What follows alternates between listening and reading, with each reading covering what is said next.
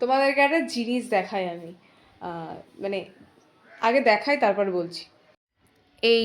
এই জিনিসটা, মানে যতই আমরা দামি দামি পেস্ট্রি খাই না কেন, যতই দামি দামি মিয়া মোর, সুগার অ্যান্ড স্পাইস, হ্যানা ত্যানা মন জিনিস, যতই ব্র্যান্ডের দোকান থেকে আমরা কেক খাই, পেস্ট্রি খাই, যাই খাই না কেন, এই যে ফ্রুটস কেকের যে মজা, মানে এই ঠিক ক্রিসমাস আসার আগে আগে বাড়িতে বাবারা যেই কেকগুলো আনে, মানে বাবারা কিন্তু এই কেকগুলোই আনে বেসিক্যালি।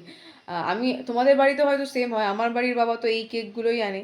মানে এই কেকের একটা আলাদাই স্বাদ আছে, মানে কি বলবো, মানে একটা নস্টালজিয়া ফিল হয়। মানে ছোটবেলায় না আমি অপেক্ষা করতাম যখন একদম ছোট, যে মানে বিশেষ করে 25 ডিসেম্বর, যে বিকেল হলেই বাবা আসবে, হাতে একটা প্যাকেট থাকবে বড়, এবং তার মধ্যে থেকে একটা কেক বেরোবে, সেটা একটা ফুড কেক। কারণ তখন আমি যে সময় ছোট, 2005-6-এর কথা বলছি, তখন অত মানে বড় পেস্ট্রি বা কেক অত কিছু বাড়িতে আসার অত ছিল না।